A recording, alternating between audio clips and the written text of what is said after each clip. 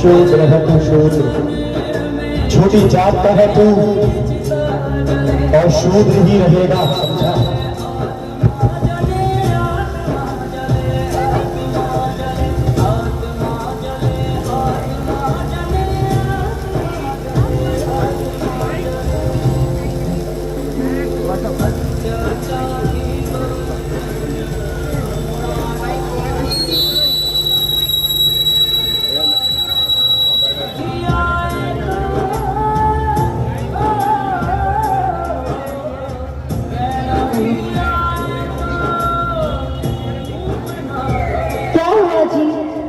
क्यों परेशान है? हुआ क्या है? बताइए ना। जानती हो सावित्री, आज मैं अपने एक ब्राह्मण मित्र के यहाँ ब्याह में गया था। वहां उसके कुछ ब्राह्मण मित्रों ने मुझे धक्के मारकर बाहर निकाल दिया। इतना अपमान किया कि मैं तुम्हें बता भी नहीं सकता। सारी रात मुझे नींद नहीं आई। कई सवाल मेरे मन में उठे। जी जी, मुझे उनका जवाब नहीं मिला।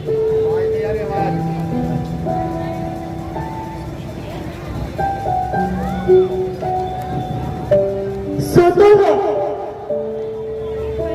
वाले छोटी जात वालों को कुछ नहीं समझते, पर अब हम कर भी कह सकते हैं।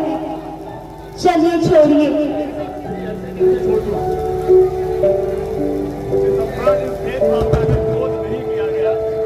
तो हमारी आने वाली नस्लें पीढ़ियां ऐसी भेदभाव में चलती रहेंगी, बनती रहेंगी।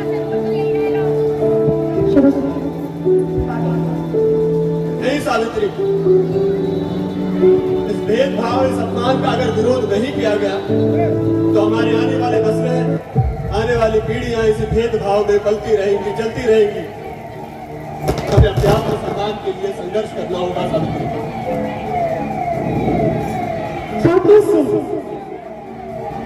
हमें अपने पैरों पर खड़ा होना होगा सावित्री। हमें हथियार उठाने होंगे, लेकिन लाठी नहीं, तलवार नहीं, बंदूक नहीं, बल्कि ध्यान, विचार और सही शब्द। और ये ध्यान, विचार और सही शब्द सिर्फ और सिर्फ शिक्षा के बल पर हासिल किए जा सकते। शिक्षा कौन देगा जी? ये भक्त पुरोहित, सनातनी ब्राह्मण हमें शिक्षित करेंगे नहीं। ये बोला कि अपने हाथों से हमारे कलम का हथियार देने लगे। बिल्कुल सही। हमें इनके सहारे की बैसाखी नहीं चाहिए सर। हमें खुद से खुद को शिक्षित करना। और सबसे पहले मैं तुम्हें शिक्षित बनाऊंगा। मुझे? हाँ, क्योंकि मैं ये भी अनुभव करता हूँ कि हमारे समाज में एक औरत जो पूरे घर को चलाती है वो शिक्षा से कोसों दूर है। इन बड़ी जात वालों के समाज में उसे सिर्फ चूल्हे चौके तक सकता था। लेकिन सावित्री, जब हम लोग शिक्षित होंगे, अपने अधिकारों को जानेंगे, तो हमारा इनके खिलाफ संघर्ष करना आसान है। तुम मेरी पहली शिष्या होगी सावित्री। मैं अपने ज्ञान, अपनी मेहनत से तुम्हें पढ़ना लिखना सिखाऊंगा, ताकि तुम छोटी जात के बच्चों और बड़ों को पढ़ा लिखा सको, तुम्हें शिक्षा का ज्ञान दे सको। हम पाठशाला खोलेंगे सब, इसमें छोटी जात के बच्चों और बड़ों को पढ़ाएंगे। हाँ, लेकिन तुम्हें पढ़ाने का और बच्चों को पढ़ाने का पुरजोर विरोध करेगा ये समाज। लेकिन हमें साहस और धैर्य के साथ अपने इस कार्य को उसकी मंजिल तक पहुंचाना होगा। तो चलिए। कहाँ? मुझे शिक्षित करने, मुझे पढ़ाने। चलो। समय का पहिया चलता है, दिन ढलता है, रात आती है। रास जात सही पर दूर से उसको देख, कोई बरसों का मुसाफिर गिरते गिरते संभलता है। समय का पहिया चलता है, दिन ढलता है, रात आती है। रात में जब एक छोटा सा नन्हा सा दीपक जलता है, उसकी जरा सी ज्योत सही पर दूर से उसको देख कोई बरसों का मुसाफिर गिरते गिरते संभलता है समय का पहिया चलता है, दिन ढलता है, रात आती है।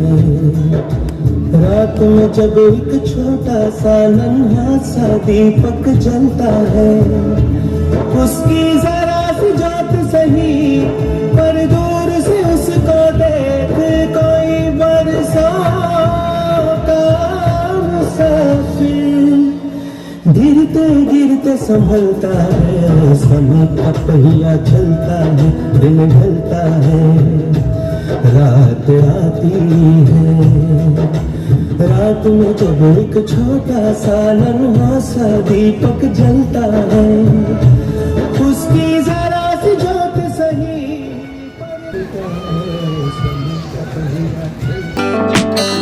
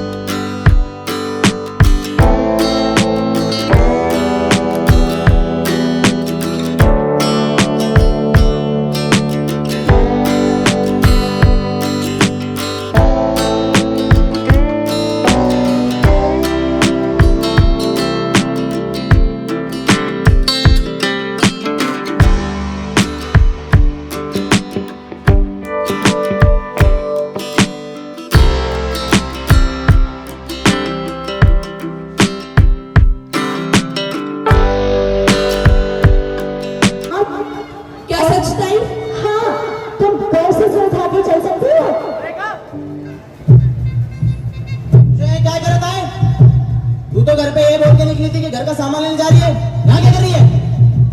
चल। और तू आई बड़ी हमारी बिरादरी की बराबरी करने वाली, हमारे धर्म को नष्ट करने वाली, पैरों की जूती पैरों में ही अच्छी लगती है, समझी? और आइंदा तूने किसी भी बच्चे को पढ़ाने की कोशिश की, तेरा बोरिया बिस्तर का मिलेगा। चल।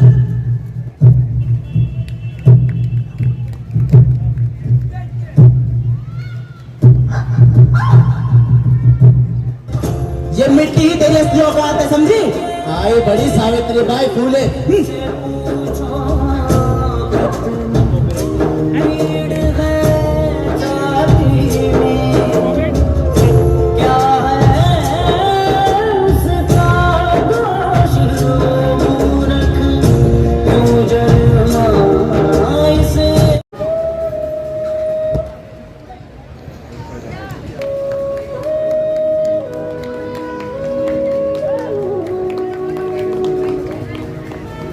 हिम्मत रखो सावित्री, ये तो शुरुआत है। अरे इन बड़ी जात वालों का समाज हम पर कीचड़ ही उछाल सकता है और कर ही क्या सकता है। लेकिन देखना, एक दिन जब हम किसान पढ़ लिख जाएंगे, शिक्षा पा लेंगे, तो इनकी बनाई इस व्यवस्था को पलट कर रख देंगे। तुम हिम्मत मत हारो सावित्री, तुमने जो काम शुरू किया है वो बहुत हिम्मत का काम है। ये एक मामूली औरत के बूते की बात नहीं कि घर की दहलीज पार करके पढ़ाने को निकले।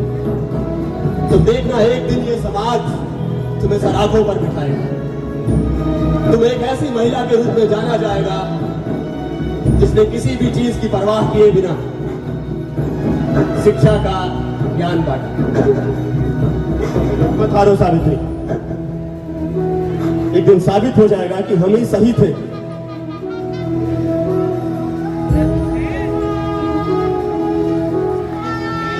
हाँ बाबा, मुझे तो कुछ समझ में नहीं आ रहा।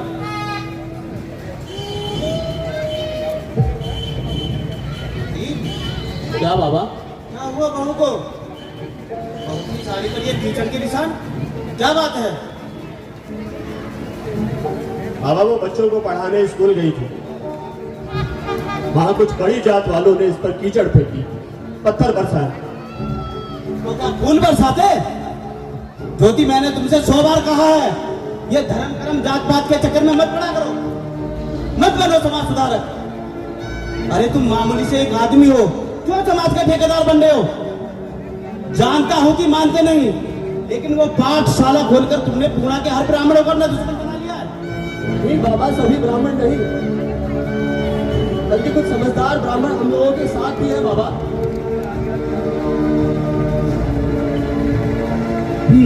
तुम्हें पढ़ने के लिए मैंने पाठशाला भेजा, यही गलती की मैंने। उन पादरी मास्टरों ने तुम्हारा दिमाग खराब कर दिया है। उसी वक्त मैं अपने समाज के लोगों की बात मान लेता तो आज यह दिन देखना नहीं पड़ता मुझे।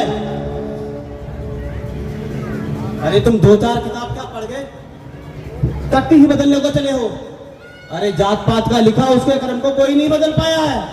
जो जिस जाति में पैदा हुआ है उसे उसका दर्द झेलना ही पड़ेगा, उसे उसके कर्म करने ही होंगे। आए बड़े तुम समाज सुधारने की मिसाल देने वाले।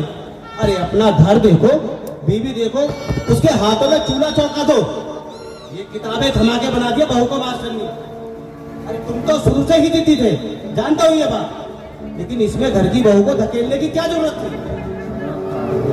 क्षमा कीजिए दादा, बच्चे को खिलाना मुझे बहुत अच्छा, और अगर हम इन्हें नहीं पढ़ाएंगे तो हमारा समाज पिछड़ा ही रह जाएगा। चलो भैया, हो गया हो गया।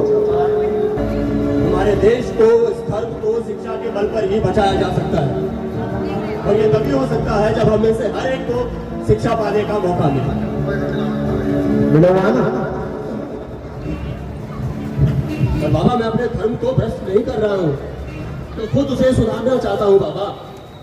मैं आपसे पूछना चाहता हूँ बाबा कि क्या सिर्फ ब्राह्मणों को ही पोथी पढ़ने का अधिकार है, हम शूद्रों को, पिछड़ों को नहीं? और नहीं तो क्यों नहीं बाबा? सच तो यह है बाबा कि ये सब इनके बनाए हुए कायदे कानून है। ये सब भगवान के बनाए हुए कानून है। भगवान को इसमें क्यों घसीटते हैं आप बाबा?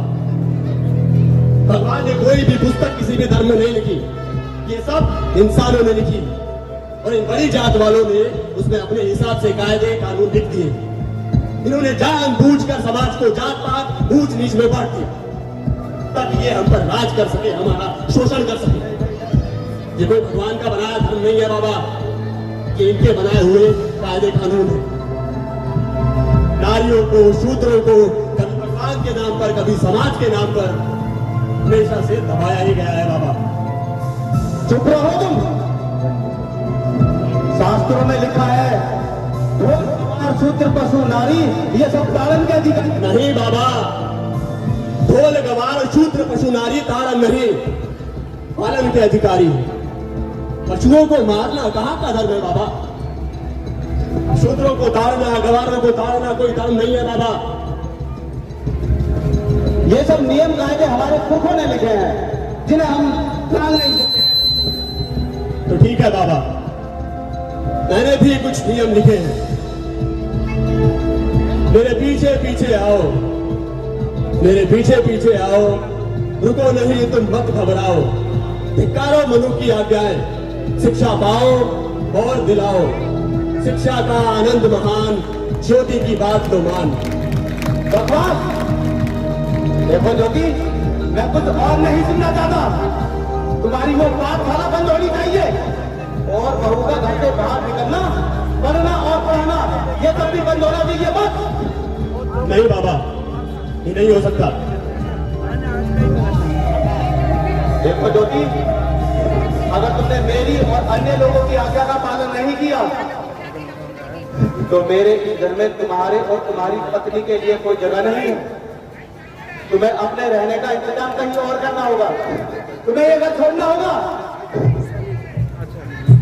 तो फिर ठीक है बाबा, मैं अपने विचारों को नहीं बदल सकता, पर आप मुझे इन विचारों के साथ रहने नहीं देंगे। हाँ, लेकिन मैं अपना घर जरूर छोड़ सकता हूँ। समाज सुधार के लिए अब मैं कुछ भी छोड़ सकता हूँ बाबा, कुछ भी। देखो ज्योति, क्यों समाज के लिए अपना घर त्याग रहे हैं? अरे कुछ नहीं रखा इस बात में।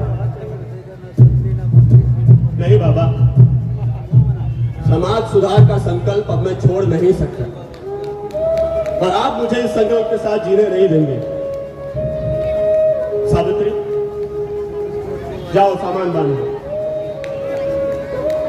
सुनो जी, शांत मन से एक बार और सोच लीजिए। इतनी जल्दी किसी निष्कर्ष पर मत पहुंचिए।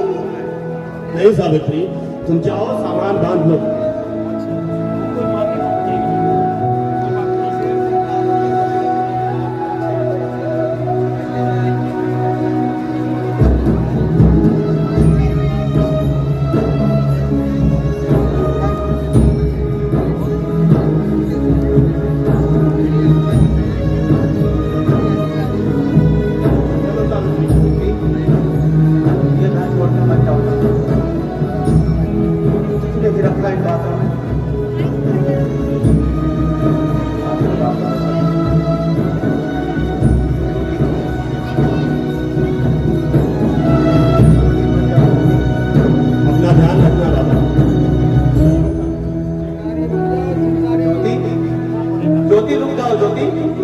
ज्योति ये घर छोड़ के मत जाओ ज्योति, ज्योति रुक जाओ ज्योति, मान के लिए रुक जाओ ज्योति, ये घर छोड़ के मत जाओ ज्योति।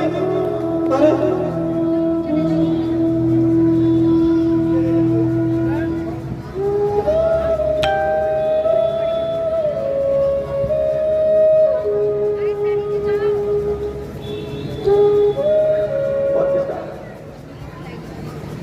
बहुत अच्छी चल रही है, बच्चे भी खूब मन लगा के पढ़ रहे हैं।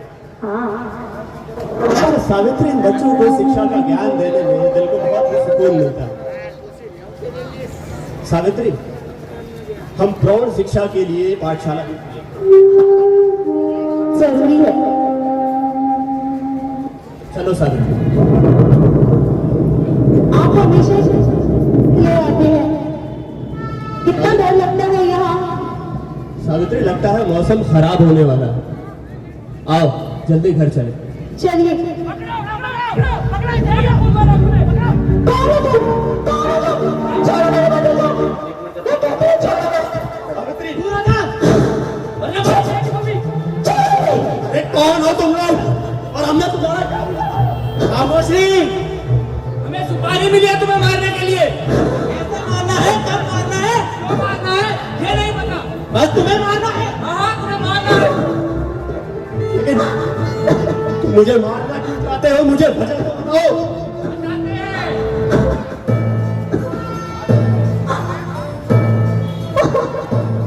बड़ी शर्म की बात है हम सबके लिए बाबू, वो फूल वाला फूले ना सिर्फ हमारी बिरादरी में फूट डालने की कोशिश कर रहा है, बल्कि इन चीजों का मसीहा भी बन गए। ये मत भूलो भाऊ, संगठन में ताकत होती है। अगर ये सब शुद्ध उस फूल वाले फूले की बातों में आ गए तो वो दिन रुक नहीं जब हम इस नागरिक ब्राह्मणों का हुक्का पानी तक बंद हो जाएगा। और मेरे तो सुनने में ये तक आया है कि वो फूले हम इस नागरिक ब्राह्मण को दी जाने वाली दक्षिणा पर भी आंदोलन करने की तैयारी कर रहा है। इससे तो हम ब्राह्मणों की जीवित पवन भी संकट मंडाने लगेगा भाऊ, संकट मंडाने लगेगा। ऐसा नहीं हो सकता शंकर, सुनने में तो यही आया है कि जिन पाठशाला को हम ब्राह्मणों ने बंद करवा दिया था, उस पाठशाला को स्कूल वाले फूले ने दोबारा शुरू करवा दिया है। ये क्या कह रहे हो भाऊ? हाँ, और उसमें ये छोटी जात के बच्चे पढ़ने आ रहे हैं दोबारा, और तो और उनकी माएं भी पढ़ने आ रही हैं। अच्छा, तो आजकल कौन पढ़ा रहा है उनका पाठशाला में? अरे वही विष्णु पंत। क्या वो सबसे मास्टर? हाँ वही, वो लाल पगड़ी वाला। अरे ताऊ, उस सत्य मास्टर को तो मैंने बहुत डराया धमकाया था, उसे बहुत समझाया, पर क्या करूं, उसके समझ में कुछ आता ही नहीं। कुछ ना कुछ करना होगा शंकर, कुछ ना कुछ करो। हाँ बाबा, अब बिल्कुल बर्दाश्त के बाहर हो गया है। अब कुछ ऐसा किया जाए, उस सत्य मास्टर का जीना मरना मुश्किल कर दो, उसे इतना परेशान कर दो, इतना परेशान कर दो कि वो पाठशाला की ओर मुंह कर भी ना दे। वो सत्य मास्टर आसमान छूने चला है। अब समय आ गया है उस सत्य मास्टर का पूरा और पक्का बंदोबस्त कर दिया जाए।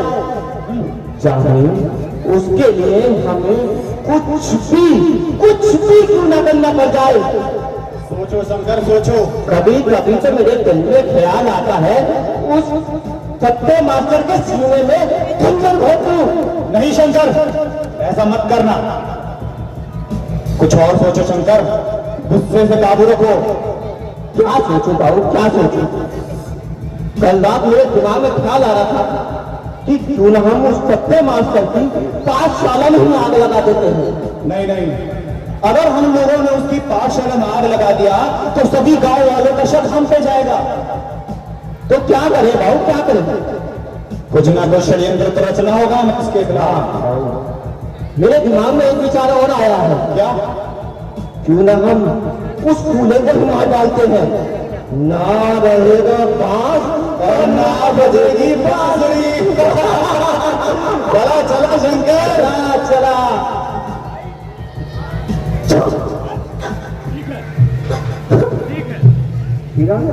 अगर मुझे मारने से रामुत्रियों का फायदा होता है तो चला उठिया और मार डालो मुझे।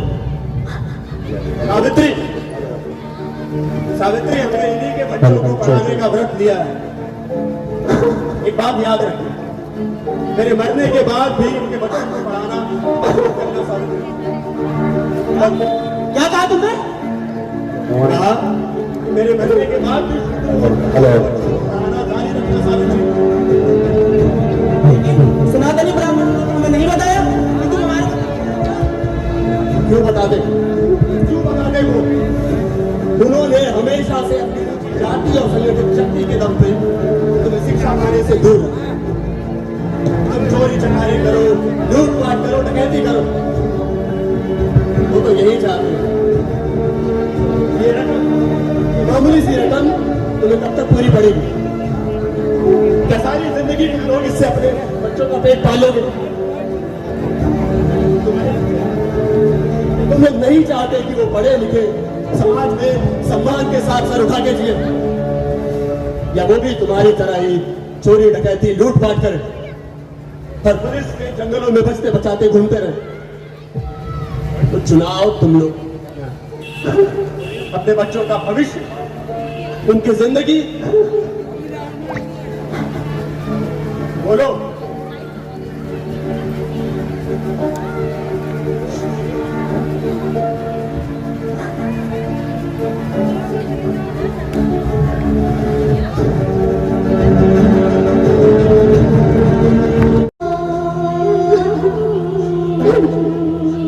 तस्वीरें क्यों बहा रही है?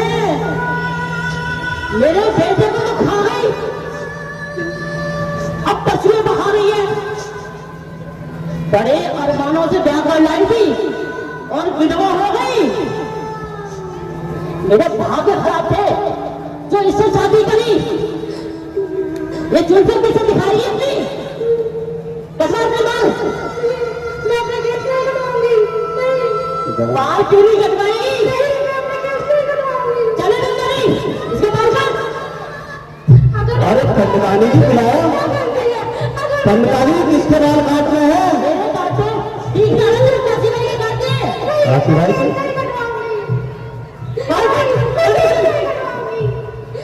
बिठाओ बिठाओ जल्दी। आगे ये क्या कर रही हो? ये रिवाज है विधवाओं के मुंह काटने का। तू जिम्मेदारी तेरी हिम्मत कैसे हुई आने की? ये पता है ना मैं विधवाओं के मुंडन के सब खिलाफ हूँ, तो मैंने इसके लिए आंदोलन भी छेड़ा हुआ है। मैं अपनी मर्जी से यहाँ नहीं आया हूँ, मुझे तो पंडितानी जी ने बुलाया है काशी भाई के बाल काटने के लिए। और वैसे भी मुझे तो विधवाओं के बाल काटना अच्छा नहीं लगता। लोगों को इतना ही कर्म कर्म निभाना है ना, तो एक काम कर, अपना उस इनके हाथ में दे और इनको बोल कि अपनी विधवा बहन बेटियों का मुंडन स्वयं करे। और अगर फिर भी ये लोग नहीं मानते तो इनके मर्दों की हजामतें करना बंद कर दो।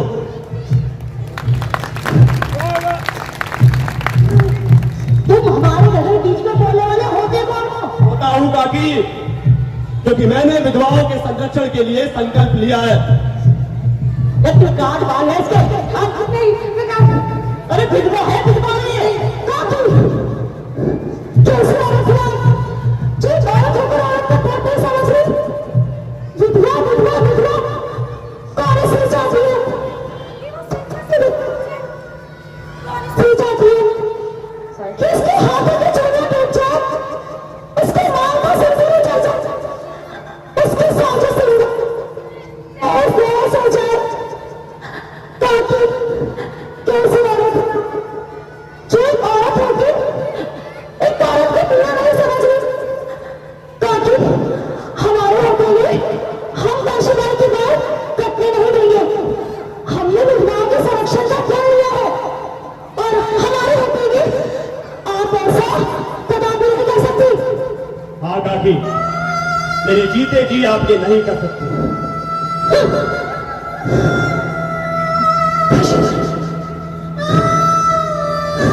खड़ा क्यों है यहाँ? जा यहाँ से।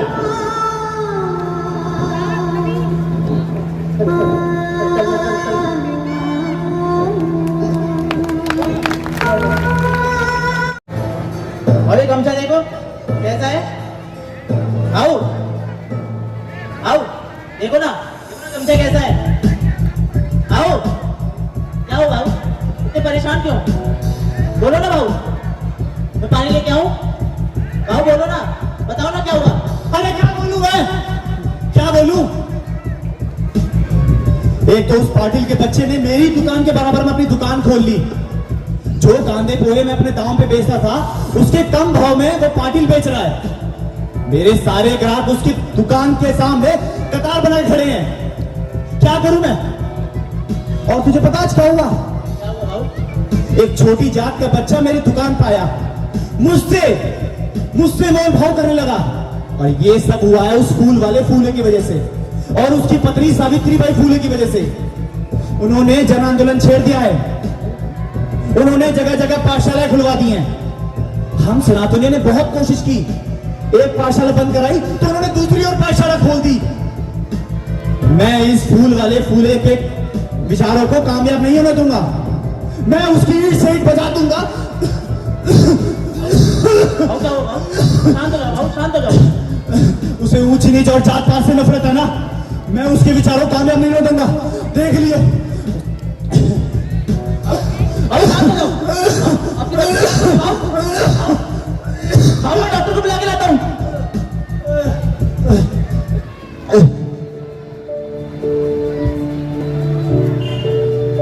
डॉक्टर साहब आप जल्दी घर चलिए, मेरे बहू की तबीयत बहुत खराब है। क्या हुआ शास्त्री जी को? पता नहीं अचानक खांस रहे हैं। लेकिन वो तो हम पिछड़ों को देखने तक पसंद नहीं करते, फिर भला वो हमारे यहाँ से इलाज क्यों कराने लगे? डॉक्टर साहब ये समय इन चीजों के लिए नहीं है, आप जल्दी चलिए। ठीक है घबराओ मत, मैं आता हूँ। चलो क्या हुआ डॉक्टर साहब? शास्त्री जी वो शास्त्री जी की तबीयत खराब हो गई भाऊ, और उनका भाई आया था, बहुत गिड़गिड़ा रहा था। लेकिन वो हम पिछड़ों को देखने तक पसंद नहीं करते, फिर भला वो हमारे यहाँ से दवा क्यों खाने लगे? मुझे तो कुछ समझ नहीं आ रहा है भाऊ। अब बहुत ही गम संकट में, आप ही बताएं मैं करूँ तो करूँ क्या? लेकिन एक बात और है, मेरा फर्ज ये कहता है कि मैं मरीज की जान पहले बचाऊं। आप ही बताएं मैं क्या करूं? देखिए, आप अपने कर्तव्य का निर्वहन करें, आप अपना कर्म करें, शास्त्री जी को अपना कर्म करें। आप जाइए।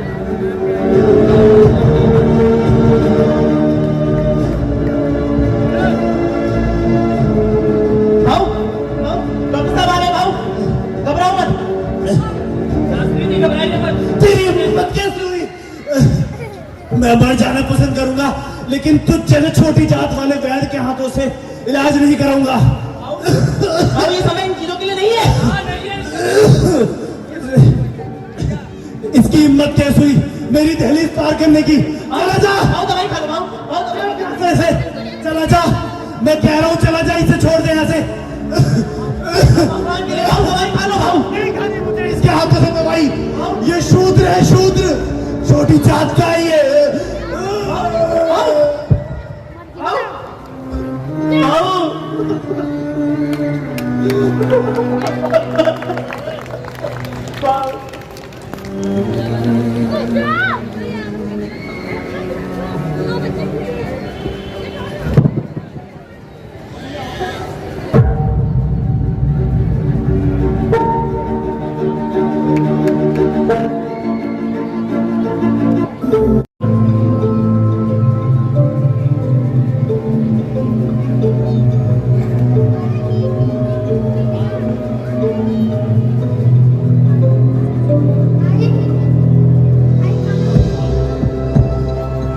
तू मुझे खाना खिलाएगी? इससे तो अच्छा होगा तू मुझे जहर खिला देती। कम से कम ये दिन देखने तो ना पड़ते। मैं मन से दुआ कराई थी, ये कर्म करे बैठी है, ये कर्म करे बैठी है, ये कर्म करे बैठी है, ये कर्म करे बैठी है। क्या कर रही हो? मारा मुझे क्या? तुझे पता है इसने क्या किया? क्या हुआ? पेट से है क्या? इसकी परोसन सही करती थी। ये बचपन से ही मनुष्य है। पैदा हो गई, अपने बाप को खा गई, अपने भाई को खा गई, और फिर मेरे बेटे को खा गई, और उसके बाद भी यहाँ पर भूखा रख लिया। लेकिन क्या बताऊं बेटी, मेरा दूर का रिश्तेदार मेरे घर में रहने आया था। मैं 4-5 दिन को सत्संग में गई, उसके संग उसने मुंह काला कर लिया। तो महीने तक दिखेगा इसका, फिर दिखेगा तो मैं किसको जवाब दूंगी, किससे मुंह छुपाती फिरूंगी मैं? इसे अपनी जवानी में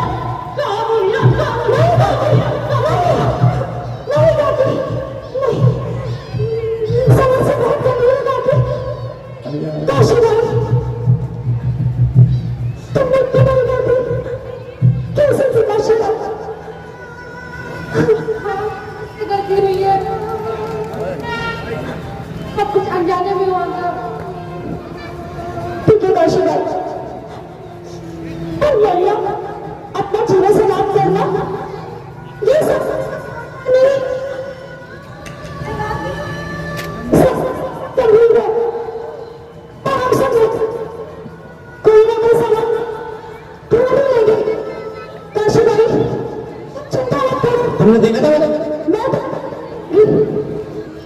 लेकिन हर सामने से मैं तुम्हारी मदद इस समाज क्या खाते के लिए नहीं, मेरे लिए करो।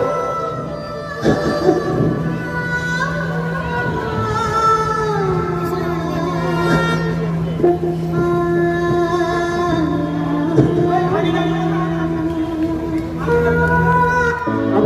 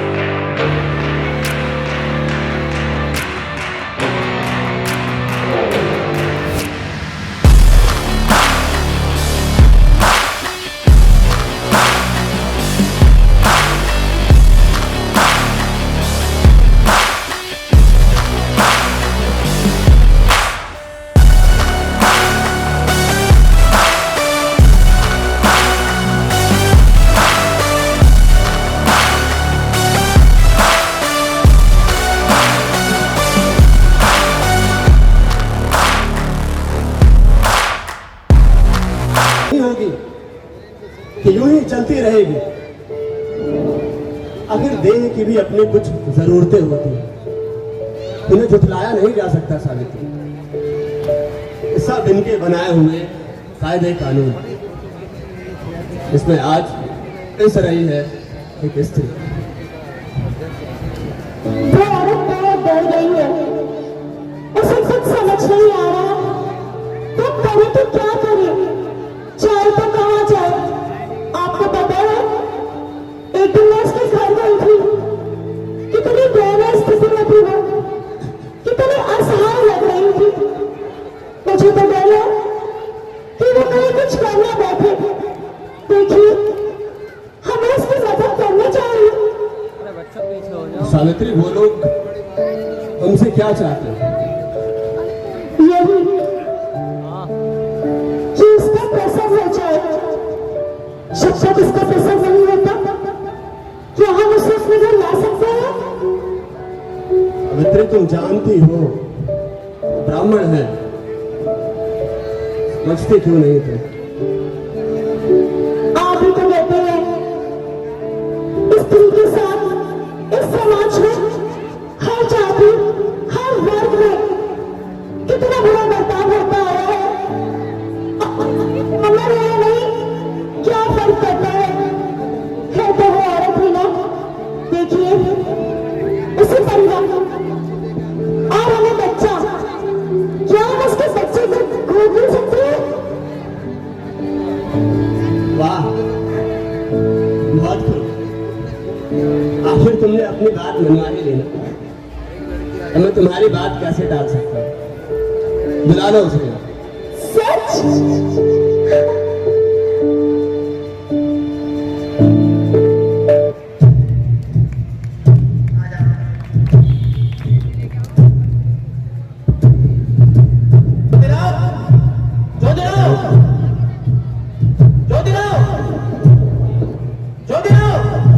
कौन? हे राम शास्त्री, कहो कैसे आना हुआ? ज्योतिराव, अपनी पुस्तक गुलामगिरी में क्या लिखा है तुमने? मधु की बातों को कैसे झुठला सकते हो तुम? जाति प्रथा तो वेदों की आज्ञा से पैदा हुई है और तुम अपनी पुस्तक में लिखते हो कि वेदों को भगवान ने नहीं लिखा।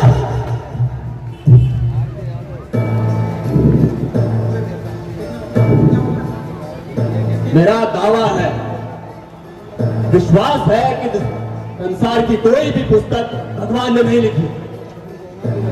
और अगर कुछ लोगों को ये मानने में आनंद होता है कि ग्रंथों का निर्माण भगवान के मुख से हुआ है, तो वो खुशी से अपना ये भ्रम पाने रहे। लेकिन शूद्रों को, नीचों को इस भ्रम से दूर ही रहना चाहिए। ज्योतिराव, तुम लोगों को ब्राह्मणों के खिलाफ भड़का रहे हो। बिल्कुल नहीं, मैं भी ब्राह्मणों को अपना भाई मानता हूँ और मेरा संघर्ष ब्राह्मणों के खिलाफ नहीं बल्कि ब्राह्मणवाद के खिलाफ है। ज्योतिराव, ऐसी उल जुलूल किताब लिखकर तुम समाज सेवा नहीं कर सकते। तो आप भी सेवा नहीं कर सकते ये कहकर कि वेदों और पुराणों का निर्माण भगवान के मुख से हुआ है, ना ये फतवा देकर कि ज्योति ने उल जलूल गाली गलौज की किताब गुलामगिरी छापी। तुम देख लेना, एक दिन ये किताब जन आंदोलन करेगी। और अभी तो गुलामगिरी छपी है, अभी सत्य शोधक समाज की स्थापना भाई यहाँ कोई बैठे ना। सत्य शोधक समाज की स्थापना होगी, आप लोगों ने तो गुलाम मर जाएगा। बड़े मुझे समझाने वाले। ज्योतिराव, मैं तुम्हें सत्य शोधक समाज की स्थापना नहीं करने दूंगा। मैं सत्य शोधक समाज की स्थापना करके रहूंगा।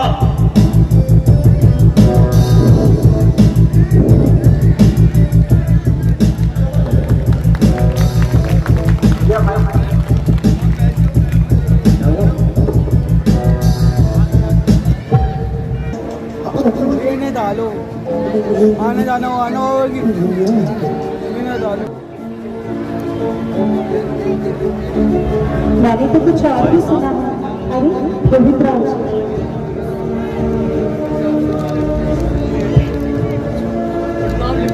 आशा, ये ज्योतिर्बा फूले जी हैं।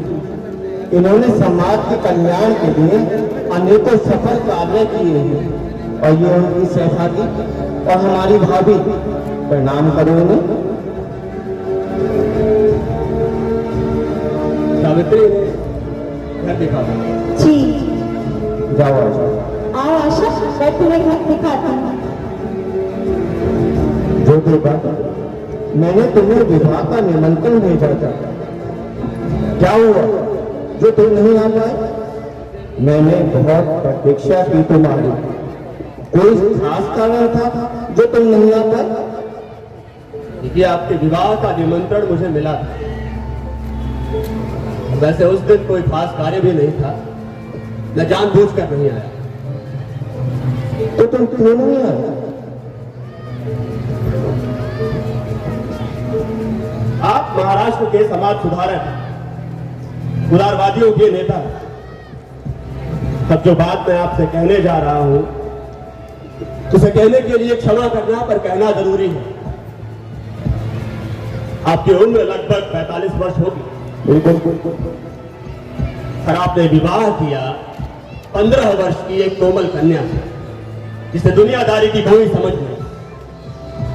जब आपने 15 वर्ष की कन्या के साथ विवाह किया, तो मुझे यह समझ नहीं आता कि किस तरह के समाज सुधारक हैं आप। जो थी बात, मैं तुमको यहाँ अपने निजी जिंदगी में टिप्पणी कराने नहीं आया हूँ। आप जैसे लोग जो समाज सुधारक होने का दावा ठोकते हैं, आप जैसे दोमुखी लोग इस समाज को आगे नहीं बढ़ने देंगे। जो थी बात, इसमें गलत ही क्या है? वो एक गरीब परिवार की लड़की है, मैंने गरीब परिवार की मदद की और उन्होंने मेरी, तो इसमें गलत क्या है? गलत क्या है? आपकी उम्र 45 वर्ष की है, वो आपकी बेटी की उम्र की है लड़की, जिसे आप अपनी पत्नी बनाकर यहां लाए हैं। आपका ये विवाह ना आपकी आयु, ना आपकी सामाजिक स्थिति और ना ही आपकी अवस्था से मेल खाता है। जब आप जैसे लोग जो खुद को समाज सुधारक कहते हैं ऐसा कार्य करते हैं, तो समाज सुधार वर्षों पिछड़ जाता है। और सिर्फ आप नहीं, आप जैसे और भी लोग जो खुद पर समाज सुधारक होने का दावा ठोकते हैं, लेकिन उनकी कथनी और करनी में जमीन आसमान का फर्क होता है।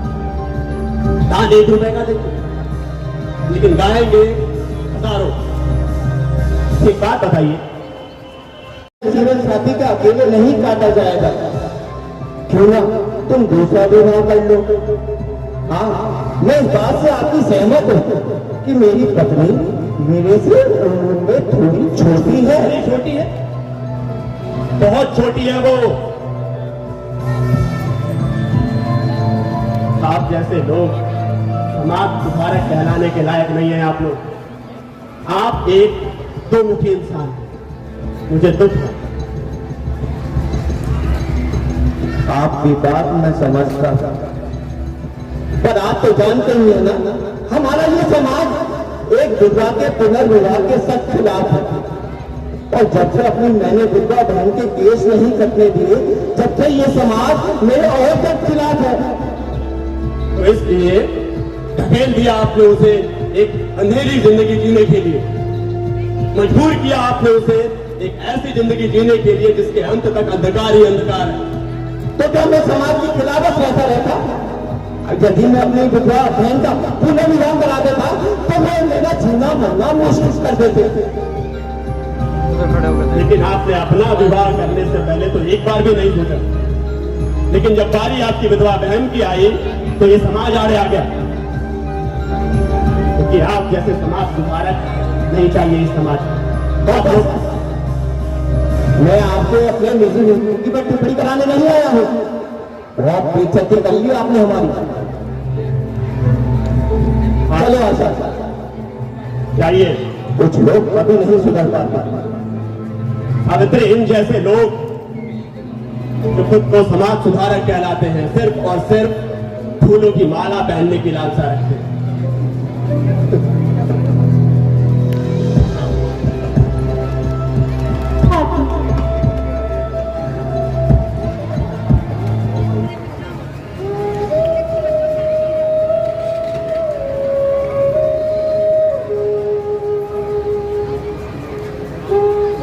मेरे जीवन की और भी घटनाएं, प्रसंग, कहानियां हैं बताने को, सुनाने को, लेकिन वक्त शायद थोड़ा कम पड़ा। मेरा सारा जीवन ब्राह्मणवाद की उस विचारधारा के खिलाफ बीता जो शूद्रों के, पिछड़ों के खिलाफ था। ब्राह्मणों का परचम इस कदर था कि वो मर जाना पसंद करते थे, लेकिन किसी शूद्र के हाथों दवा लेना पसंद नहीं। मैंने शिक्षा की अलख जलाई। मैंने शूद्रों को समाज में एक ऊंचा स्थान दिलाने की कोशिशें की। मैंने शिक्षा का ज्ञान दिया कि छोटी जात नहीं होती, छोटी इंसान की सोच होती। छोटा इंसान का कर्म नहीं, बल्कि उसका ज्ञान होता है जो किसी के